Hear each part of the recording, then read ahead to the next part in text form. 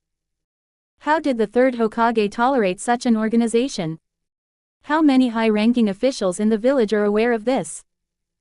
And do those few clans know too much about Root? Everything seems to have become more interesting.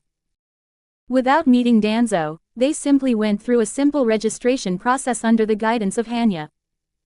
Code name, Aizen, proficiency, Chunin. And other relevant information was introduced. Then, Hanya brought Sosuke to a room filled with ninja scrolls. For some reason, she seemed to have a peculiar attitude towards Sosuke, speaking in a cold voice. This is what Danzo-sama instructed. Here, we keep some precious ninjutsu and forbidden books. You only have today to study them. Starting from tomorrow, you'll accompany me on missions. After saying that, she turned around and seemed reluctant to see Sosuke. However, Sosuke looked at her and said softly, "It's not necessary. The ninjutsu and forbidden techniques here are not really suitable for me." That's right. Sosuke possessed the power of Kido, which was in no way inferior to ninjutsu. It was much more cost-effective for him to use his chakra for Kido than for ninjutsu. Through the explanation during the training with Kagaya, he learned that if he could master those high-level Kido techniques, he would be able to easily surpass S-rank forbidden techniques. That's why he didn't want to spend too much time on ninjutsu. Upon hearing his words, Hanya's attitude toward him seemed even colder. Even through her mask, one could sense the coldness in her eyes. But Sosuke didn't mind and continued to face her with a gentle smile. Hanya spoke in a stiff voice. "Is that so, Aizen? Since that's what you think, then today, come with me on a mission." At this moment, she couldn't stand this little devil who always had a smile on his face anymore. She wanted to teach him a lesson. As for her uncle's orders, she had long lost interest in continuing to listen. Originally, she was resentful when her uncle, after underestimating her, showed high regard for this commoner little devil and intended to take him as his disciple. Moreover, the information she received yesterday was that this little devil would be sent to invite members of his Root organization to attack and injure her, and in the end, her own uncle went to confront him personally. All of this made Shimura Emi extremely discontented, to the point that she found Sosuke irritating every time she looked at him. "Well, this time, I originally intended to let you practice ninjutsu here according to my uncle's orders. Since you don't want to accept this kind gesture, then come with me on some killing missions. I want to see what a freshly graduated little devil from the ninja academy like you is capable of." With such thoughts in her mind, Emi Shimura walked out of the scroll room with a cold face. Although Sosuke had a mask on his face, he still had a smile and followed her closely. Soon, they received a B-rank mission. After reading the mission briefing, Emi Shimura took on the mission and handed the scroll to Sosuke. After taking the scroll, Sosuke carefully read the instructions. Eliminate a group of bandits hiding near the border between the Fire Country and the Earth Country. Although on the surface, this seemed like a very ordinary mission that could be handled by village shinobi, there were some reasons why it had to be taken over by the Root organization. The reason was that the group of bandits was actually infiltrated by intelligence operatives from other nations. The mission details didn't specify which village they belonged to, but it could be inferred that their strength wasn't very formidable. They had been lurking around the outskirts of Konoha, gathering information by purchasing it and capturing passersby to verify its credibility. Such an existence fundamentally endangered the interests of the village, but it couldn't be openly eliminated by Konoha shinobi. This was where the Root organization came into play. Apart from safeguarding the village's internal intelligence work, the Root organization had to be involved in situations like eliminating foreign spies. Without hesitation, since the opponents weren't particularly strong, the two of them began their journey. Through a secret passage, they left Konoha. Outside, the sunlight scattered on the tree shadows, casting spots of light that illuminated people comfortably. Walking on the road, Sosuke felt a great sense of contentment. This was Sosuke's first time leaving Konoha and his first mission.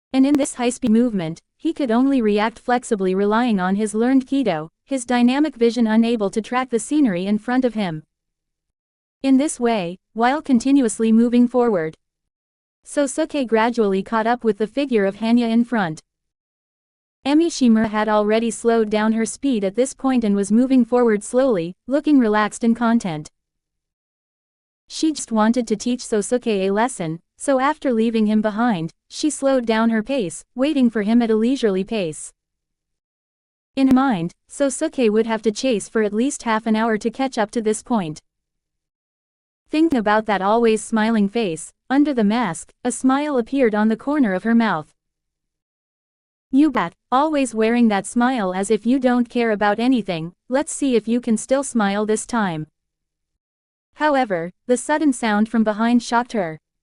Ha, I finally caught up to you, Hanya. The sudden appearance of the voice greatly surprised Shimura. With the arrival of the voice, a gust of wind suddenly blew. Shimura turned around in astonishment, looking at the figure with a white divine robe fluttering in the wind, feeling an unprecedented shock. He actually caught up. But he's just a 9-year-old child. How could he catch up? Could it be? Is he truly a super genius?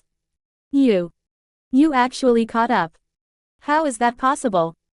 Shimura stammered in disbelief, her face filled with incredulity. Upon hearing her words, Sosuke gently wiped away the sweat on his forehead and smiled again. In order to catch up to you as soon as possible, I also consumed a large amount of chakra. But I finally confirmed one thing, this high-frequency footwork seems to be comparable to the body flicker technique. Upon hearing his words, Shimura was puzzled about what kind of footwork he was referring to. You mean this? Could it be? You used a certain footwork to catch up to me. How is it possible to have such footwork? Sosuke smiled again in response, a subtle light flashing in his eyes. Yes, a footwork I came up with myself. I call it Shunpo. I tested it today, and the speed it can achieve is quite good. Hearing Sosuke's words, Shimura's first thought was disbelief, but the facts seemed to be right in front of her, leaving her with no choice but to believe. Shunpo. Did you create it yourself? She asked hesitantly and slowly after getting Sosuke's precise answer. This statement almost left her speechless. A 9-year-old boy actually created a physical technique footwork that rivals the advanced ninjutsu body flicker technique. No one would believe it no matter who it was. This guy. No wonder he was chosen by Uncle to be his disciple. Could it be that this guy is truly an undisputed genius? At this point, Shimura was at a loss for what to do, thinking to herself that she must tell Uncle about this when they returned to the village and let him handle it. Thinking back to how she had wanted to witness this guy's joke just before, Shimura's gaze towards Sosuke couldn't help but become extremely complicated. On their way, both of them had their own thoughts and didn't continue to communicate. Sosuke still had a smile on his face, but no one knew what he was thinking behind his glasses. And so, they arrived at the town of Akibara. The town closest to the location of the bandits.